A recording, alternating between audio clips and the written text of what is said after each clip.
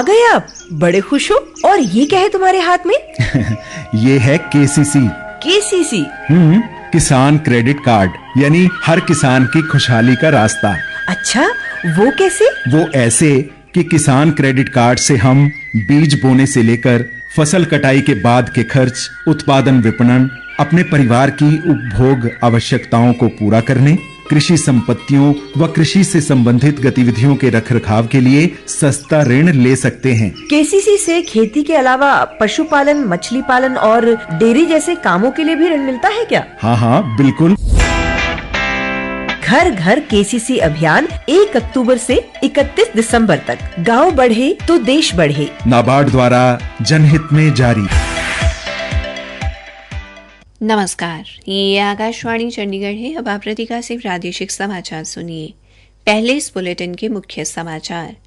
केंद्र सरकार ने भूटान, माली, सेनेगल, गाम्बिया और इंडोनेशिया को गेहूं, मैदा, आटा और कनकी के निर्यात की अनुमति दी। केंद्रीय माध्यमिक शिक्षा बोर्ड द्वारा 10वीं और 12वीं की परीक्षाओं में कोई डिवीजन और डिस्टिंक्शन नहीं दी जाएगी। हरियाणा में आज जनसंवाद कार्यक्रम विकसित भारत संकल्प यात्रा के दूसरे दिन भी लोगों ने सरकार की कल्याणकारी योजनाओं का लाभ प्राप्त किया और देश को विकसित राष्ट्र बनाने की शपथ ली। हरियाणा के मुख्यमंत्री मनोहर लाल ने 60 करोड़ रुपए से अधिक की सड़क परियोजनाओं को प्रशासनिक स्वीकृति दी और आज हरियाणा में विश्व एड्स दिवस के अवसर पर कई कार्यक्रमों का आयोजन किया गया। अब समाचार विस्तार से। केंद्र सरकार ने 5 देशों भूटान, माली, सेनेगल, गाम्बिया और इंडोनेशिया को गेहूं, मैदा, आटा और कनकी के निर्यात की अनुमति दी है। विदेश व्यापार महानिदेशालय द्वारा जारी अधिसूचना के अनुसार भूटान के लिए अधिसूचित मात्रा में 14,184 टन गेहूं, 5,326 टन आटा, 15,226 टन मैदा और 48,804 टन कनकी शामिल है। 5 लाख टन कनकी सेनेगल और 2 लाख टन कनकी इंडोनेशिया को निर्यात की जाएगी। ये निर्यात राष्ट्रीय सहकारी निर्यात लिमिटेड की अनुमति से किया जाएगा। केंद्रीय माध्यमिक शिक्षा बोर्ड सीबीएसई द्वारा कक्षा 10वीं और 12वीं की परीक्षाओं में कुल मिलाकर कोई डिवीजन या डिस्टिंक्शन नहीं दी जाएगी।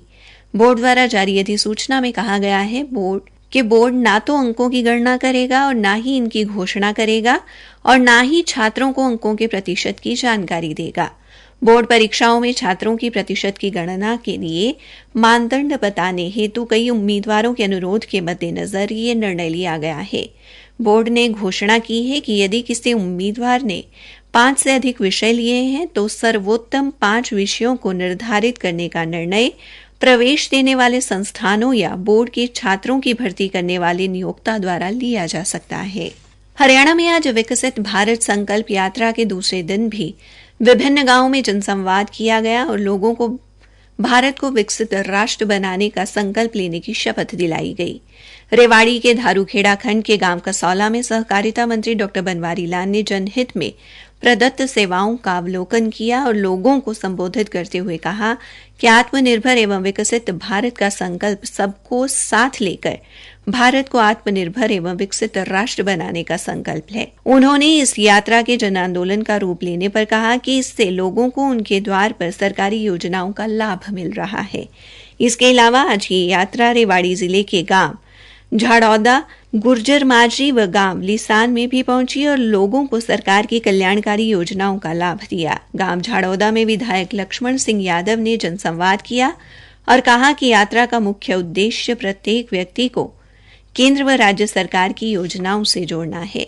अंबाला जिले के गांव भूरेवाला में आज विकसित भारत संकल्प यात्रा का गांव वासियों ने उत्साह के साथ स्वागत किया। इस अवसर पर भारतीय जनता पार्टी के जिला प्रधान राजेश बतौरा ने गांव वासियों से कहा कि यदि कोई पात्र व्यक्ति योजनाओं से वंचित है तो उसे कार्यक्रम में लाने में सहयोग करें। पलवल के गांव जनौली में विकसित भारत संकल्प यात्रा के कार्यक्रम में पृथला से विधायक नयनपाल रावत ने मुख्य अतिथि के तौर पर शिरकत की। इस अवसर पर नोडल अधिकारी जितेंद्र कुमार भी उपस्थित रहे। पंचकुला में आज दूसरे दिन यात्रा ने बरवाला खंड के गांव टिब्बी में प्रवेश किया। भारतीय जनता पार्टी की प्रदेश कार्यकारिणी के सदस्य वीरेंद्र भाऊ ने बतौर मुख्य अतिथि शिरकत की और लोगों को संकल्प शपथ दिलाई। फतेहाबाद के विधायक दुड़ाराम ने आज गांव धांगड़ व मताना में यात्रा के तहत लगाए गए विभिन्न विभागों के स्टॉल का अवलोकन किया और विभिन्न योजनाओं के लाभार्थियों को प्रमाण पत्र वितरित किए। कार्यक्रम में उत्कृष्ट व सराहनीय कार्य करने वाले प्रगतिशील किसानों, विद्यार्थियों व नागरिकों को सम्मानित भी किया गया। पानीपत जिले के गांव ऊझा में विकसित भारत संकल्प यात्रा के दौरान भारतीय जनता पार्टी की जिला अध्यक्ष डॉक्टर अर्चना गुप्ता ने स्टॉल का अवलोकन किया। चंडीगढ़ में विकसित भारत संकल्प यात्रा द्वारा आज मौली झागरा के सामुदायिक भवन और सेक्टर 15 के सामुदायिक भवन में लोगों को केंद्र सरकार की कल्याणकारी योजनाओं के बारे में जागरूक किया गया तथा बैंकों व विभिन्न विभागों द्वारा पात्र व्यक्तियों को मौके पर ही योजनाओं का लाभ दिया गया। लोगों ने मेरी कहानी मेरी जुबानी के माध्यम से इन योजनाओं का लाभ लेकर सफल हुए लोगों की कहानी को देखा व सुना। प्रादेशिक समाचार आकाशवाणी चंडीगढ़ से प्रसारित किए जा रहे हैं। हरियाणा के मुख्यमंत्री मनोहर लाल ने 60 करोड़ 24 लाख रुपए की अनुमानित लागत की सड़क परियोजनाओं को प्रशासनिक स्वीकृति दी है। सरकारी प्रवक्ता ने बताया कि इन परियोजनाओं में 25 करोड़ 84 लाख रुपए की लागत से हिसार घुड़साल सड़क के 24 किलोमीटर 79 मीटर भाग का सुधार कार्य शामिल है। इसके साथ ही चरखी दादरी जिले में सतनाली बाढ़ड़ा जई सड़क के 19 किलोमीटर, पलवल जिले में होडल नु पटौदी पटौदा सड़क के 26 किलोमीटर भाग का सुधार किया जाएगा। इसके अलावा पानीपत जिले में गन्नौर से शाहपुर सड़क के 8 किलोमीटर से अधिक भाग, झज्जर जिले में छारा दुजाना बेरी कलानौर सड़क के 20 किलोमीटर से अधिक हिस्से के सुधार कार्य को स्वीकृति दी गई है। हरियाणा की महिला एवं बाल विकास राज्य मंत्री कमलेश ढांडा ने आज कैथल जिले के गांव जाखौली में विकसित भारत संकल्प यात्रा जनसंवाद कार्यक्रम के दौरान बिजली निगम के उपमंडलीय अधिकारी योगेश को गैर हाजिर होने पर निलंबित कर दिया है। राज्य मंत्री ने उपायुक्त प्रशांत पवार को फोन पर उपमंडलीय अधिकारी को निलंबित करने के आदेश दिए। उल्लेखनीय है कि गांव जाखौली दैब दलान पट्टी में जनसंवाद यात्रा के दौरान बिजली निगम से जुड़ी कई शिकायतें मिली, जिनके समाधान के लिए अधिकारी या उसके प्रतिनिधि के मौके पर मौजूद न होने के कारण मंत्री ने ये कार्रवाई की। आज हरियाणा एवं चंडीगढ़ सहित देश भर में विश्व एड्स दिवस मनाया गया। इस अवसर पर आज पलवल के नागरिक अस्पताल में जागरूकता कार्यक्रम का आयोजन किया गया। MVN विश्वविद्यालय के फार्मेसी विभाग के विद्यार्थियों ने नुक्कड़ नाटक के माध्यम से लोगों को एड्स रोग से बचाव के बारे में जागरूक किया। Civil surgeon doctor Naresh Kumar ने भी लोगों को इस रोग से बचाव व रोकथाम के बारे में जानकारी दी।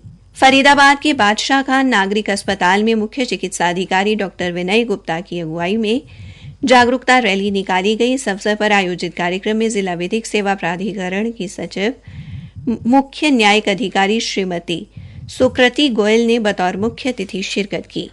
फरीदाबाद के सराय ख्वाजा स्थित राजकीय आदर्श वरिष्ठ माध्यमिक विद्यालय में एड्स ज्ञान बचाए जान विषय पर जागरूकता कार्यक्रम आयोजित किया गया। हिसार के नागरिक अस्पताल में भी लोगों को एड्स बारे जागरूक किया गया। उप मुख्य चिकित्सा अधिकारी डॉक्टर मुकेश कुमार ने बताया कि नागरिक अस्पताल की टीम ने महिला औद्योगिक प्रशिक्षण संस्थान में जाकर भी छात्राओं को जागरूक किया और छात्राओं ने पोस्टर बनाकर एड्स से बचाव का संदेश दिया।